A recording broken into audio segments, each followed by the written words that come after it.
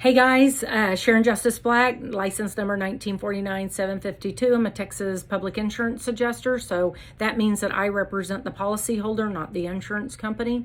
And I've spoken about this before, but sometimes I guess when I have a lot of videos, people are like, oh, I didn't see it, I don't know where it is. So I'm just going to tell you the types of homeowners coverages. You'll have different coverages if you look at your declarations page, and I did a really kind of a long video, and when I say long, it was probably it was over 12 minutes, I'm sure, which, if you want to hear me talk for 12 minutes, my husband will tell you it's not worth it.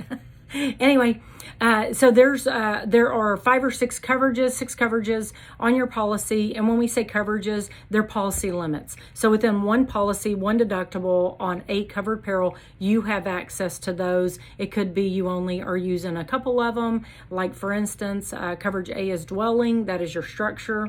Coverage B is 10% for other structures. That would be if your garage is not attached. If it is attached as part of dwelling, it's 10%. So if my house was insured for $300,000, most likely it's going to be $30,000 for other structures. If my garage is not attached by a breezeway or just built into my house, then that would be $30,000. But that also includes my fences, a shed, deck, things like that.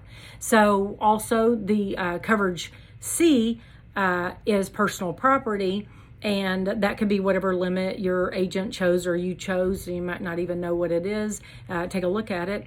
You can get money up to that amount. So in a tornado, if you lost everything, you'd presume you have to do an inventory still, but you would get that policy limit.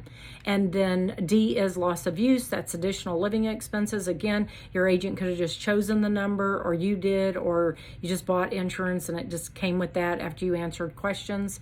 And then there's personal liability coverage, and that pays for medical bills, lost wages, and other costs for people that you're legally responsible for injuring. You had a party at your house. It also pays if you're responsible for damaging someone else's property.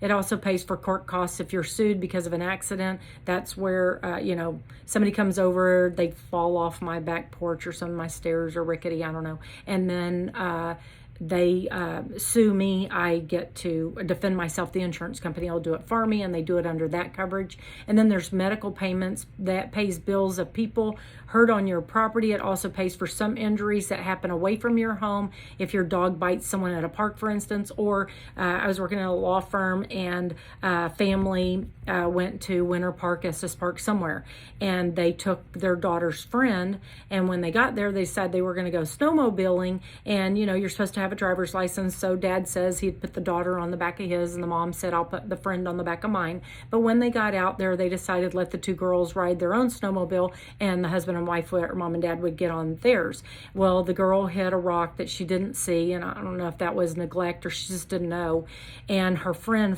they both flew off, but her friend flew off, was more injured, ruptured her spleen, it had to be removed, and her parents were able to, sued them because they felt like that wasn't, they shouldn't have let an inexperienced driver drive their daughter, but they sued under their homeowners policy back home in Texas. But anyway, so that pays for that. Those are the 6 coverages and under a homeowners policy. So I wanted to put that out there.